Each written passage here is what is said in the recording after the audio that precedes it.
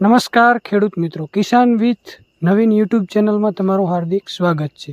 ગુજરાત સરકારે જાહેર કરેલ ખેડૂત સેલ્ફ સર્વે અંગે આજે આપણે આ વિડીયોમાં માહિતી મેળવીશું કે જે આપણે ઓનલાઈન આપણા ખેતરનું પાક નુકસાનનું સર્વે કેવી રીતે કરી શકીએ, જે ગુજરાત સરકારે જાહેર કરેલ છે। તો આપણે જાણીશું આ વિડીયોમાં કે આપણે કેવી રીતે ઓનલાઈન આપણા ખેતરનું સર્વે કરી શકીએ। તો બન્યા રહો આ વિડીયોમાં। તો ખેડૂત મિત્રો, આપણે સૌપ્રથમ કૃષિ પ્રગતિ નામનું એક એપ્લિકેશન ડાઉનલોડ કરવાનું રહેશે, જે કે પ્લે સ્ટોર ઉપર મળી રહેશે। સૌપ્રથમ આપણે પ્લે સ્ટોર ખોલી અને તેમાં જઈને કૃષિ પ્રગતિ નામ સર્ચ કરવાનું રહેશે। જે સર્ચ કરશો એટલે આ એપ્લિકેશન આવી જશે। મેં પહેલેથી ડાઉનલોડ કરેલું હતું એટલે આવી ગયું। પછી આપણે તે એપ્લિકેશનને ફરીથી ખોલીશું તો આપણી પાસે લોકેશનની પરમિશન માગશે। એ પરમિશન આપ્યા પછી ઉપર જ લખેલ છે પાક ઉમેરોનું ઓપ્શન છે, તેમાં ઉમેરશું। પછી આપણા જેટલા સર્વે નંબર હશે જેમાં નુકસાન થયેલું હોય તે ઉપર મૂલ્યાંકન શરૂ કરો નામનું બટન દબાવીશું। પછી આપણો મેપ સર્વે નંબર સાથે ખુલી જશે અને આગળ વધવાનું કહેશે।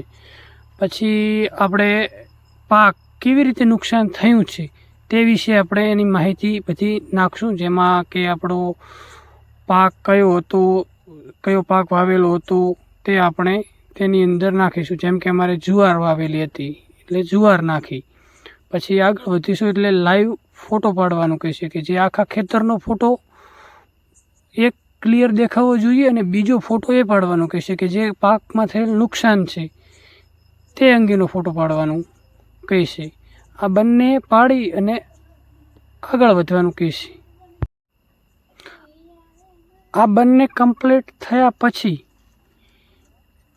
થોડીક વાર થશે, પ્રોસેસ થશે આની અંદર। આ બંને કમ્પ્લીટ થયા પછી આપણે કેટલી જમીનની અંદર, સમગ્ર જમીનની અંદર નુકસાન થયેલ છે અથવા કે આંશિક જમીનની અંદર નુકસાન થયેલ છે તે અંગે આપણને પૂછશે, જે આપણને નાખવાનું છે। જેમ સંપૂર્ણ જમીનમાં હોય તો આપણે જેટલી જમીન હોય તે પ્રમાણે ત્યાં ટાઈપ કરવાનું રહેશે અને આગળ વધવાનું કહેશે। આમ તમારો સર્વે થઈ જશે ઓનલાઈન। અને હા ખેડૂત મિત્રો, એક બીજી વાત કે તમે સર્વે કરી રહ્યા હો તો તમે 100 મીટરના તમારા ખેતરના અંતરમાં હોવા ફરજિયાત છે, તો જ આ એપ્લિકેશન કામ કરશે। 100 મીટરના ગાળામાં હું એક ફરજિયાત છે। બીજા ખેતરમાં જઈને બીજાનું સર્વે કરો તે નહીં ચાલે।